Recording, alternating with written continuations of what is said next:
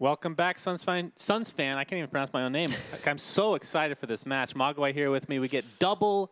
What do we want to call it? It's not just aggro. This is like mega aggro or something. This is, I like to call it Omega Smork. Okay, that sounds good. There's no things like Times of Triumph, Spring the Traps, these late game emissaries, nothing like that. Red, black, in your face. But they're facing off against each other. Yeah, it's kind of heartbreaking, honestly. It is. This is my personal favorite list of the tournament. Yes, I think it's too. extremely powerful. And I think these two players are also very evenly matched in regards to skill. I do think Hoej may be a little bit better. He has impressed me a little bit more with his decision-making. He's played kind of flawlessly throughout this entire tournament, but he may meet his match. It's always really both awkward and it adds a little bit of pressure when you're facing your own team partner or practice partner, so it's going to be interesting. I think the panel is right. It kind of is a 50-50, even though I agree that Hoej so far in this tournament has played a decent amount better than his comrade in ARM Xixo. But when you're playing two aggro decks that are this similar, it kind of just comes down to, where's your Sorlakan going? Yeah. What cards did you draw the first couple turns? Because that's when it snowballs out of control, and then there's almost no way of stopping it. I thought you were saying that they were right about like their weird math, and I got a bit confused there for a second. No, but I was half listening to them. I didn't even know what they said, to be perfectly honest. But I do like the phase boots that Hoej put in. Obviously, the what was it? The Clasimir Hourglass is in the other deck, right? Yeah. That was teching against the Storm. But I won't say it's useless in this matchup, but not nearly as useful as phase boots can theoretically be as the match is beginning. And here we go. The final quarterfinal matchup of today, a mirror match, Red-Black Smork versus Red-Black Smork. Xixo on top, Hoej on the bottom, and I actually pronounced both of their names right. Congratulate. Two ults in hand for Xixo, oh my God. One for Hoej. I don't know, man. This is going to be a crazy game. Tyler State Censor is going to be pretty big as well for the next turn for Xixo, preventing a lot of these 4-drops like the Oglodi Vandal, for example. Nobody's dying turn 1, though, as you can see in the minimap. Which may make preserving initiative very valuable for Xixo here, because having the first save with Tyler State Censor is a huge difference, as you will be able to deny the 4-drop play from Hoej. Hoej does have a duel. But no lane 1 presence for red for either of these players, and we can see mirror settings here. Yeah, and the axes are clashing against each other. So I think it's safe to say we may see the better player win here. Seeing how yeah, it's definitely turned out very even so far. One thing to consider: the assault ladders could have been played by Xixo, but of course that kind of orchestrates where you want to go. But you can use that as a mind game to try to force them to go there. But the way that the lanes are set up, you know that both Sorlas, in theory, will want to go to this lane unless some crazy creep shenanigans happen after the deploy. Exactly. You do not want to send in your Sorlakan in front of these two heroes. Even though they would trade favorably, you want to damage the opponent's lane. I mean, even more so. Oh my God. I wonder where Sorla will go. Could go for the hero kill. So this is changing it up a little bit from what we're used to seeing, and I think it might be the right choice considering you're going against double aggro. Exactly. The creeps are going to block Sorla in all likelihood in this last lane anyway, right? You have to adapt to the matchup, but in this case, when you're facing a fellow aggro deck, you may just want to play for the value game instead. Shut them down, and this aggressive Sorla onto mid enables you to trade with Legion Commander and open up some space there. You have the potential of either Stoneheart Elite or Oglodi Vandal on this lane. And we do see Xixo having initiative here, so we could see Tyler State Censor to deny a 4-drop from Hoej right there, but it would not trade favorably. Ooh! This is a bad arrow for Hoej, though. Xixo's going to be very happy with this. I think this warrants Tyler State Censor because you deny a 4-drop, so the odds of you being able to block this attack are extremely high, and I think I think Tyler State is the play to make here to make sure you get the kill on this Phantom Assassin. Absolutely. You can see 2 Oglodi Vandals in. I believe he's actually, that's one of the differences in this deck. He's only running 2, I believe, right? Versus the 3, as you see on the other side from Xixo. There it is. So all he could do is play an improvement. Question is, does he want to? Is there any reason to keep initiative? All 4 heroes are dying in a bloodbath mid lane. The problem is, with assault ladders, if you play it preemptively, you may have committed it to a lane in which you all of a sudden don't have control. Right. But the mirror state of this match leaves very few openings, and the only one really happening is in lane 1 and is for Xixo. So as of now, this curve and this Tyler State Censor developed via initiative can be a deciding factor here for Xixo right here. Like, this momentum is going to be really strong. And on lane 1, which is extremely important. Yeah. Oath could have been played by Hoej to get the kill on the Tyler State Sensor, but of course, we've seen many games lost and won by very early Oaths. So not taking the chance here. But with Initiative, Hoej can now play an Oglodi Vandal if he wants in this lane. Could also go for an Arrow with the Stonehall Elite, because I don't know if you're going to have a... I mean, you can go for an Arrow here as well, I suppose, in the third lane, since... I mean, if you have a black and a red hero here, you might as well play a black card, since you can always play the red one in the following lane. So it will be the Oglodi. We may see... follow up with another Oglodi, most likely, right? Yeah. Talk about mirror scenarios. Oglodi versus Oglodi. Full-on wipe on this second lane. 4 damage dealt to both towers. And right now, Xixo does. They need announcer packs in this game, for sure. In this case, like, right now, the big difference is this lane 1. Yeah. Like, I think if you're Xixo as well, you either commit heavily to this lane to try to pressure Hoej, predicting Hoej to develop to second lane to try to take that back. Ooh, that could have been... That could have been dirty. Yeah, but that does give Hoej a slight advantage on that third lane right here. I'm going to be very intrigued to see where these deployments go. These here deployments both have Tinker available. Tinker will have Hoej Laser. Does have Hourglass. Wait, let's look at this. Hoej has Hourglass as a 1-off, I believe. Yeah. Okay, 1-off. Okay. While Xixo has it as a 2-of right there. Okay, gotcha. All right. I do like Hoej's item deck better than Xixo's, though.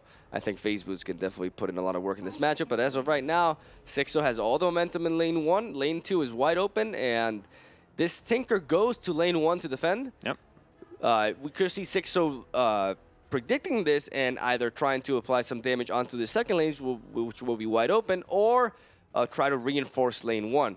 Yeah, as long as you can take out that Tyler State Sensor, next turn you'll finally have 6 mana in that lane for Hoej, which means Coup de Grace is online. So the following Tinker for Xixo, 19 gold in hand, by the way. Tinker all the way to lane 3 to support Axe right there, as both Axes are going to trade. We see 3 items being bought by Xixo, a Repto Signet Ring, a D-Magic Maul, and a Blink Dagger, while only D-Magic Maul available for Hoej. So 1 health gain item, which could enable Xixo to preserve... No, never mind. That Axe is way too weak right now. So yeah, that could be used perhaps to make this Phantom Assassin more resilient. The fact that he has the health item is very key, though, as Oglodi Vandal is going to go down. Tyler State Sensor can also be placed if he wants, but doesn't do anything this round. But of course, sets it up for no Coup de Grace next round. I like if he wants that. To do that. I really like that. It also trades it trades cleanly with this Oglodi Vandal, but in the span of 2 turns. And as you said, it denies that turn 6 play. Not only Coup de Grace, but also Berserker's Call. This deck has very big power plays, and I really like this Tyler State Sensor. I think it is definitely the correct play here for Hoej. And the question is, this D-Magic Maul, where will it be equipped? Maybe onto Axe for like some sort of carryover attack power? Yeah, potentially. Because the thing about setting up an item on Axe before he dies is that when he comes back, you don't need any prior play to have extra power on your duels and Berserker's Call. So I would not be surprised to see it equipped there. Yeah, and of course, that 2 extra damage is actually really important for Axe to be able to kill people like Legion Commander and anybody that's buffed with any HP items as the later the game gets. And like you said, like having to do that extra action of putting on the demagicking Maul and then try to berserk, it's very awkward. So doing it beforehand can definitely be a good consideration. Not if you sacrifice initiative, though, because as of right now, Xixo has initiative, right? Right. But if Xixo were to play a card, then Hoej has to consider not making any sort of plays just to preserve initiative on the next lane, as he will have 6 mana. And he can lead off with a Coup de Grace on that lane. So important turn here for Hoej. Important decision to make. You might just keep initiative here then. It probably makes a little bit more sense. He does have a Stonehall Elite, which will be eating a cheeseburger, as we've talked about in the past. Will be getting a little bit fatter, but... Cheeseburger Man is back. Will be a 6-2-4 after this turn. But of course, you do have Laser coming online next turn for Xixo if he wants to use it on the Stonehall Elite. It'll only do 1 damage, but of course the disarm is what's really important. And talking about Laser right here, that may also be a reason why keeping initiative is important for Hoej. Yeah, true. Laser onto a red hero denies Berserker's Call, and denies duel, because Berserker's Call will not be available for Xixo on that first lane, thanks to the Tyler State Sensor. A lot of pressure on this third lane for Xixo right here, as we're going to see him commit the duel just to eliminate that merge. I like this play from Hoej. He has 2 in hand, and of course he couldn't do this with any other unit, namely the Bronze Legionnaire or Tinker, because he'll just die in the process. He definitely wants to take out Axe. So that makes a lot of sense. I think sacrificing initiative here is definitely worth it. We see the Refto Signet Ring, which does not save Axe, but it does prevent Hoej from gaining 3 extra gold from Axe's death here. So definitely a big deal. And it's also a carryover item play. So when Axe comes back, he'll have 15 health instead of 11. Right, and initiative back with Hoej, of course, after that equip of the item. 3 heroes deploying for him and 2 on the other side for Xixo. Let's see what Hoej gets in this item shop. Doesn't really want another demagicking maul. Will he have to take a flask for the old Tinker? He could still get that and play. Okay, we're gonna see. There's my boy. There's my boy Hoej with phase boots. Okay, I thought your boots were your boy. I was a bit confused there by that. Well, they are kind of. You know, they're good stuff. I love phase boots. I'm really excited to see how efficient this is where we're going to see this item into action. And I think it's going to be quite prevalent, especially pushing damage. Maybe on the second lane with Sorla in case he spawns in front. I think that's definitely the move, depending on where Xixo's heroes end up. But this first lane is looking pretty good for him as well. I like this deployment. I like this deployment by Hoej right here. And he has coup de grace, so he can take out somebody with that initiative gained from the last turn. Question is, will he want to use it? Ooh, Xixo debating whether to go to lane 1 or lane 2. The last time he bought phase boots, I was so sad because when he used coup, he lost it. So I'm hoping that doesn't end up being the case this time. Thanks to the StarLadder state sensor, the pressure, like, Hoej is not really as pressured to go for the coup de grace immediately. I think if you're Hoej, you lead you lead off with the laser onto the Legion Commander, which will also set it up for lethal from this Legion Commander, which may force the Hourglass to be equipped onto it. This stops duel. Duel and gank. Okay? So you have to play around both. But if you gank with Phantom Assassin, you're basically trading 2 cards for 1. Right. So I like this laser lead. Maybe he opts to play in equipment first. Again, Hoej is not in a huge rush here, but he does go for the laser. I think that's definitely the right call. Yeah, I like it. And you can, of course, equip demagicking maul to, threaten lethal on the LC. But, of course, there's an accessory available for Xixo, so we'll see what ends up happening. The gank, is there any better target on the map for PA? Doubt she'll live through anything at this point, but she could just go for the Sorla.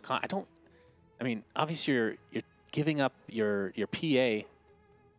In case anybody's watching, what it means by PA is Phantom Assassin. You know, it's the abbreviation for it. Yeah, giving up PA here for Sorla. I'm not sure. How much do you care about Sorla? It's like, sometimes you forget. Obviously, these you can't underestimate her. You can't. She's doing full damage. Considering they're playing basically the same deck, I don't think they can underestimate her, right? They know. He's going to go for the Hourglass onto PA. So actually, this demagicking maul would kill LC unless she blinks away. This may telegraph a gank onto Tinker right here, which Hoej can counter with the demagicking maul equipment onto it. I don't dislike that play. Phase boots will not do enough to save it from an exchange here. So demagicking maul does stop the gank from trading onto that, but you have to go for the coup de grace immediately. I also like this play. Yep, that's fine. And you can threaten this because the Hourglass has already been equipped. Yeah. You just put that demagicking maul and you clear this board, and all of a sudden this lane, which was looking really rough for Hoej initially, is his. All right, now Xixo needs to make a choice. Do you blink away with LC, or do you just take the death? Looks like the blink will come. But she's disarmed here, which is important. She's disarmed for this whole round. So anywhere she goes, I mean, she could go as a blocker here for Sorla, but she's not going to trade. So maybe to the third lane to apply some extra pressure there. Could just be equipping this for later as well, but then he gave up initiative to do that, so that would be a little awkward. Yeah, I agree. We'll see. We have so many oaths in hand, by the way. 4 overall right now. That is nasty. That is a strong win condition right there. And he's gonna do what you said. He's gonna block. He's gonna use it to block. This is where phase boots comes in handy. Got untested grunt, my friend. Oh my God, I'm excited. But then you have disciple, so maybe not. The problem with that play is that you're happy getting rid of Legion. Yeah, right maybe here. You just don't want to move it all. Yeah. You could phase boots PA into Sorla. I love that play. I legitimately love. Yeah, I still love that play because plus 4 health. Still here. I mean, Disciple of Nevermore could change things, but at the same time, you still have a superior board presence because that basically wipes out the board. But you still preserve your Sorla Khan threatening this lane right here. So I think we may very well see a phase boots setup kill from... We have a gank first, though, so Suicide equipping gank. that item Suicide is not gank. enough, but it does deny a lot of gold.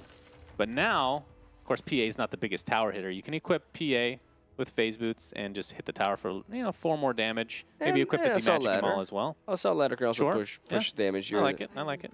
You could also just do Oath. We've talked about it so many times, but you can still do it.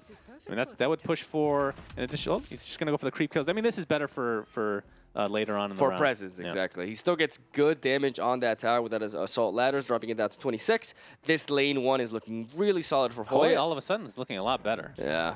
This Disciple of Nevermore pretty aggressive here, but it is going to empower Cheeseburger Man. Never mind, Cheeseburger Man. All right. It will die. Rest in peace, and Cheeseburger Man. So Cheeseburger Man is disarmed. So that is just a tower just like that. They took his burger. And with second Oath, he can get close to lethal. You have to respect that. You have to put Axe there. It's already 39, and with a oh my god. And if he draws the third Oath, then it's just game. If there's no creeps. Yeah, you and definitely there are have no creeps. Axe has to go here. He's not gonna go. Oh. Well, he's thinking. Oh my god, he deployed. Wait. All right, he could be in for a world of hurt. Assault ladders and Oath. That might just be lethal right off the bat.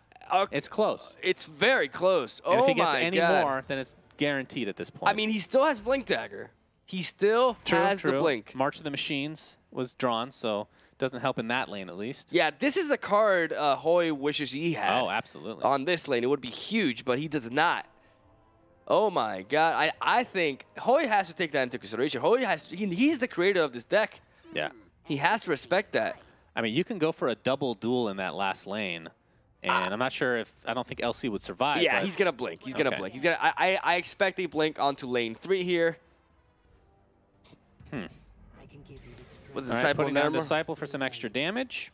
Going to blink away with the 11, though, so it won't be lethal this turn if he blinks. If he blinks. I feel like you have to respect we're this taking it. We're taking that blink for granted. That potentially, I haven't counted the damage yet with the assault ladders, but that potentially could be game. I mean, let's do it right now. I mean, he could always duel this to push lethal here, and he could try to push lethal here with double Oath. That may be his strategy. That's true. That may be his strategy because otherwise that would be huge. Otherwise, this Oath. That Oath. All right, here we go with the duel. You're right.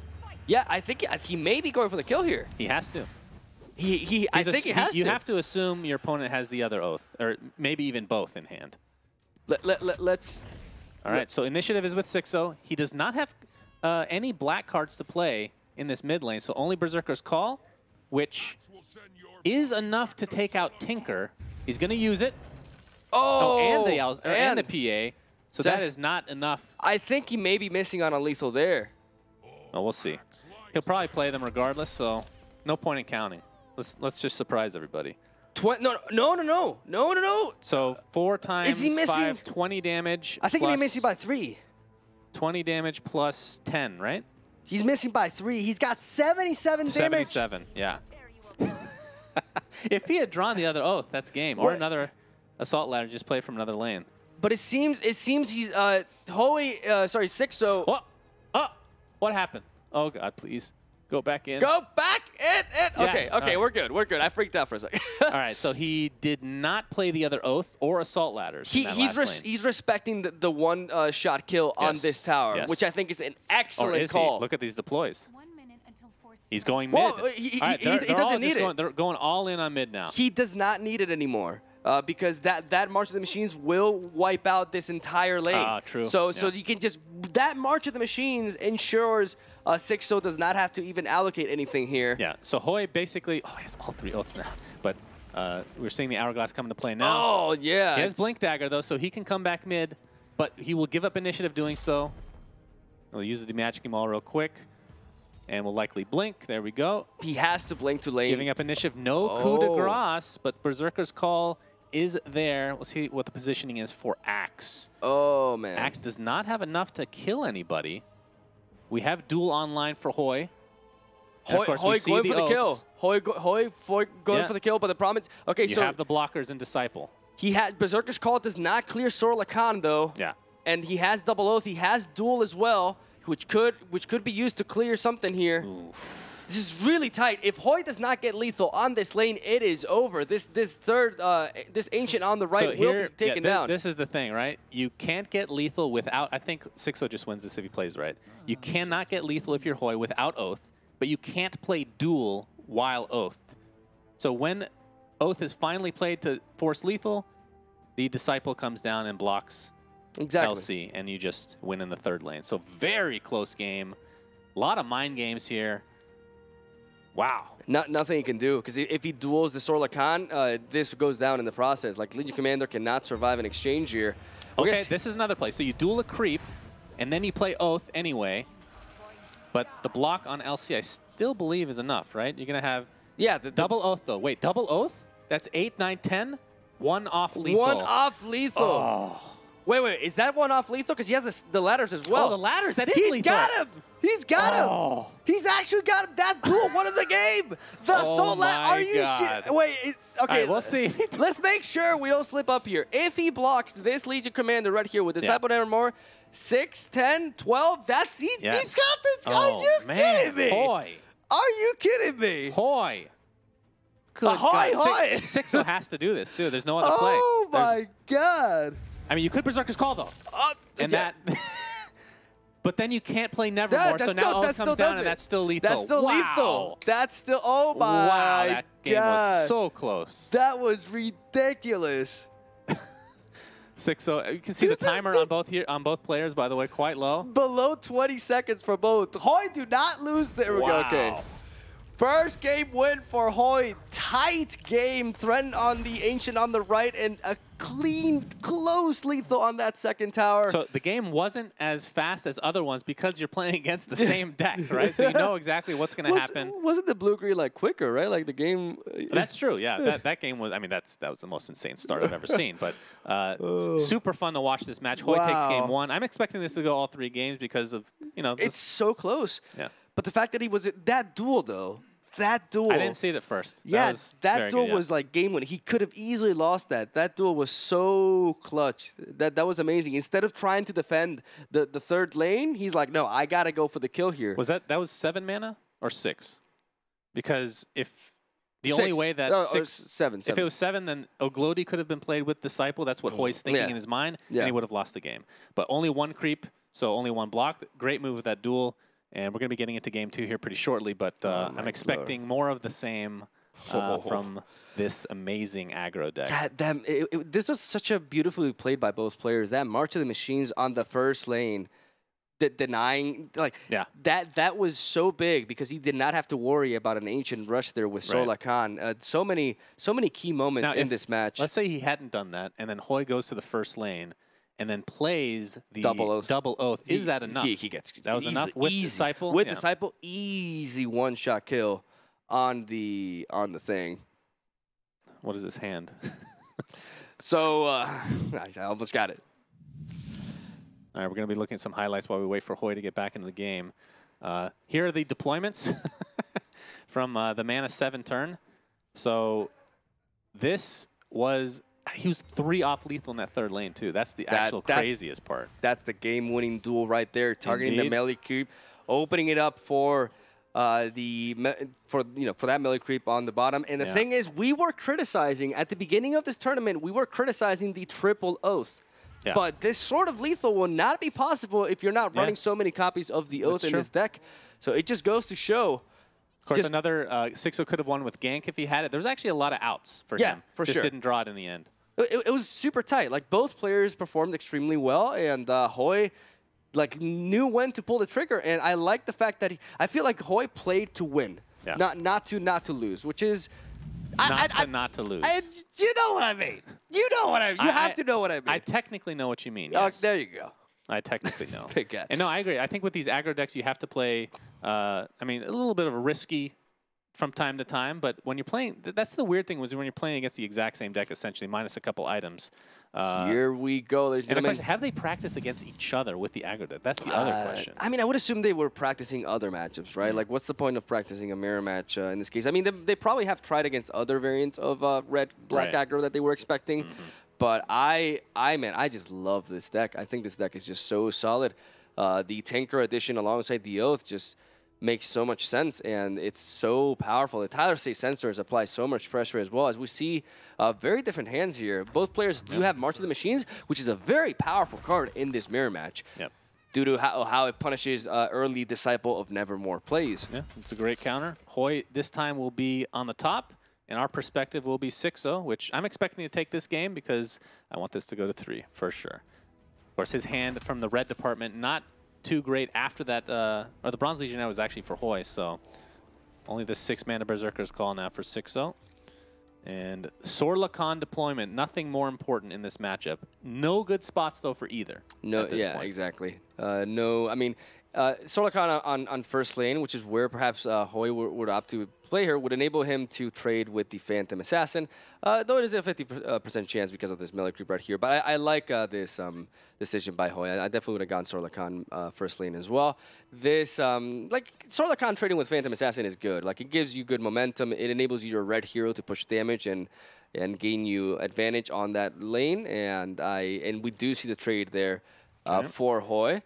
As Xixo's does not manage to snipe Hoej's in the second lane. Yeah, so he's going to be hitting the creep there. These sorts of scenarios in this mirror match is why the likes of phase boots can really come into play and make the difference here. We could see a Tyler State sensor go down here from Xixo to deny a 4-mana play. You have 2 of them as well, so that could be pretty strong. Of course, we saw the last Tyler State sensor. It was killed just in time to get to that mana 6, and Xixo's in the Hoej's in the meantime was put down 1 turn earlier of 6 to prevent the coup, which ended up being the bigger play overall. You're going to see the Tyler State played against the creep, so it trades favorably for next turn. Yeah, this is powerful. I think this may warrant a duel from Hoej. Yeah, I agree. I think duel on to start. You only lose 1 health, and it's a very valuable duel target. Yeah. It's important for you to be able to curve into March of the Machines next turn, and there it is. And down goes the Tyler State sensor, but he can play another in this lane later on if he wants. Of course, you do have to deploy Tinker to be able to put down the March of the Machines. Strong early lane 1 presence by Hoej, though, as the reverse is here for Xixo. Sorlakan alongside Axe, while Xixo does have another Tyler State available to him. I think you definitely drop it here as well, unless you want to preserve it for the first lane, but we see it go down here. And this definitely shuts Hoej out of that Gloaty Vandal or the gank as well, as Assault Ladder's going on to lane 1. All right. I like that play. All right. He does not have Oath in hand, but of course Xixo has to play as if he does. So that is, I mean, Tinker's just essentially going to be suiciding next round, it feels like, for Xixo in that first lane. Got to stop that damage as much as you can. Bronze Legionnaire, there's no way you play. I mean, I guess to take off the damage, I suppose. It could be key because if Legion Commander takes damage from this Axe here, she will be at range to go down from a March of the Machine. So I think using this Bronze Legionnaire to block Axe is the play you have to go for here. You can't lose presence on this third lane, considering how rough lane 1 already looks for Xixo right here. But this, from the beginning of this game, I do feel Hoej does have a slight advantage going on for him. Strong presence. It's hard to, like, you can't get ahead of yourself and say, oh, this lane 1 is already won by Hoej, because we saw how Hoej was able to take back lane 1, which was very bad for him at first. So things can turn around quite quickly. So Xixo definitely has to fight for this first lane and try to slow it down. Yeah, initiative again with Hoej. And of course, both Tyler States have been used that were in the hand of Xixo, so you won't be able to play one this time to deny a coup next round. And what do you go for here? Looking quite good for Hoej. Because you can't March of the Machines from this lane. This Tyler State sensor stops that play, which would be a really good play to go since you're pretty much losing second lane anyways to begin with. The question is, do you opt to go for March of the Machines to apply pressure on lane 3?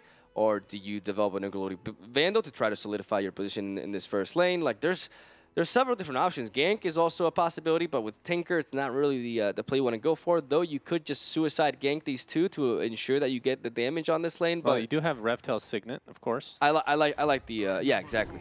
I forgot to mention that. You do have the Gloaty Vandal, but I mean you're also like Xixo has the Signet ring, not Hoej, and yeah, Hoej can't really set up the gank, but I like this Gloaty Vandal.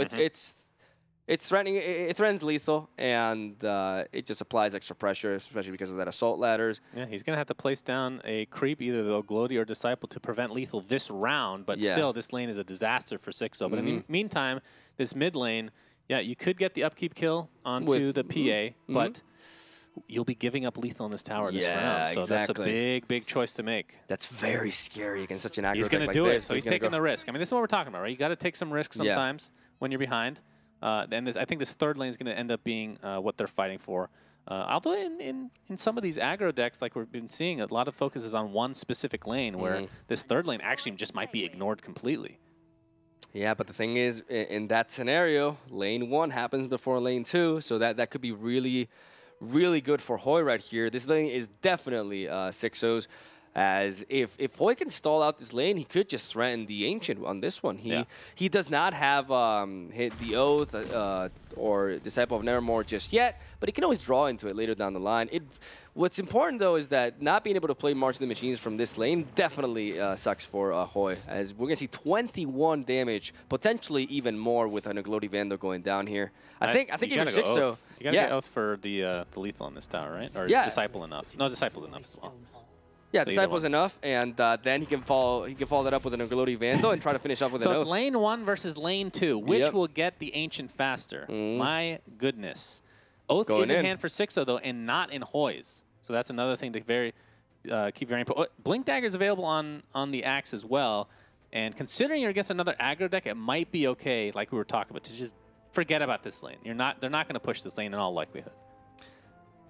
Well, that's the thing. Like, if you blink out, you give Xixo control, and he could just try to like race down this tower as well. It's very, very scary. I don't think that's something you can afford.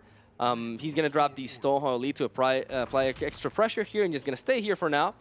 He does give up initiative on this lane, though, with that play, which denies potentially Berserker's Call from Hoej, as the laser is at the disposal of Tinker.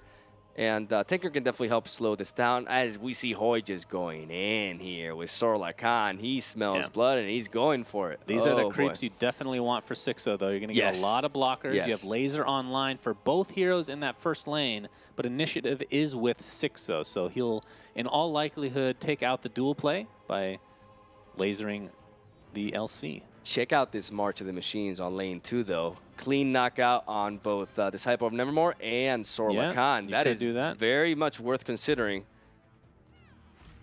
And it's a play that cannot be denied. Oh, boy.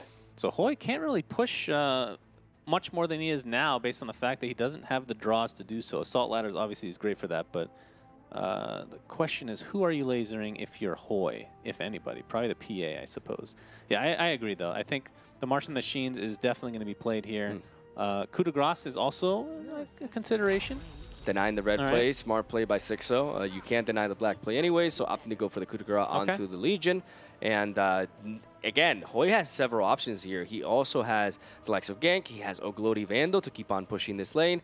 And he has a Coup de Grace of his own, but he's going to go for the Match of the Machines. I love this way too good. Way too good of value. It's too strong. It's too strong. Clean knockout on these two. Now, you could laser like, I'm talking Xixo's perspective, of course. You can laser the other Tinker to force him to equip something, but I think lasering Sorla Khan might be better, because that means the creep won't die this round. It'll be blocking her again, but we'll see what the choice is here.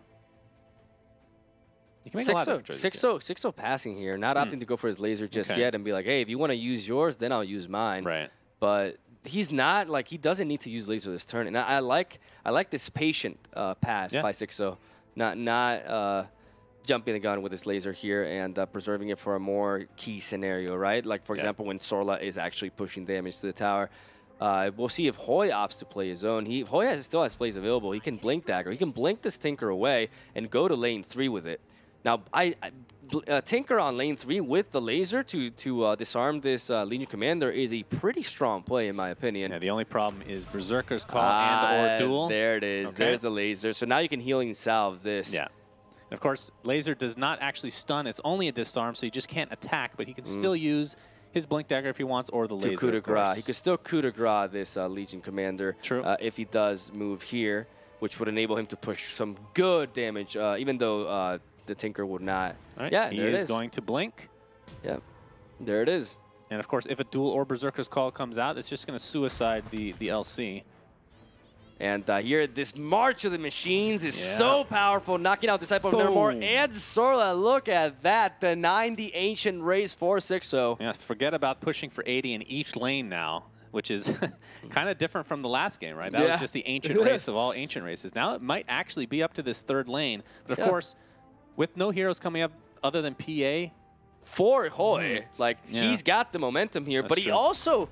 Like, the thing is, he's also wide open all of a sudden in lane 1, so Hoej has to respect this. Like, this is a lot of damage going on here, so he may actually try to defend a little bit with Phantom Assassin next turn here. It's debatable. We do see Xixo with initiative, though, but if he does go for the Berserker's Call, Legion Commander will go down to the Axe, but he will clear I actually think you laser into Oglodi Assault, or Oglodi, perhaps.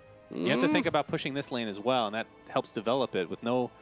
I like no coup black de grace. heroes coming in anytime soon either. You could just coup as well. I like coup de grace just because it clears the hero here and it puts Xixo in a very... You could also just Berserker's Call, actually. Yeah, you could actually Berserker's Call. Because then you don't lose a card. Berserker's Call is probably better, isn't it? He has Healing Salve too. I mean, why not Berserker's Call? Even if here? LC dies here, you're not pushing for extra damage because of the disarm on Tinker already. So yeah, I like Call. Several different avenues here. I like Call here. Into Healing Salve. Yeah, even though the thing is, Call enables him to push through creeps potentially, right? If he has to, so he's gonna go for coup de grace instead. Right, good play there. He had to remove that Legion Commander basically because this makes it so that Xixo needs a Blink Dagger immediately. And he's probably gonna have to heal the Tinker here to prevent any future March of the Machines play on the up kills. Great point. Yep. It comes down to this. It comes down to this. Phase Boots on the side shop.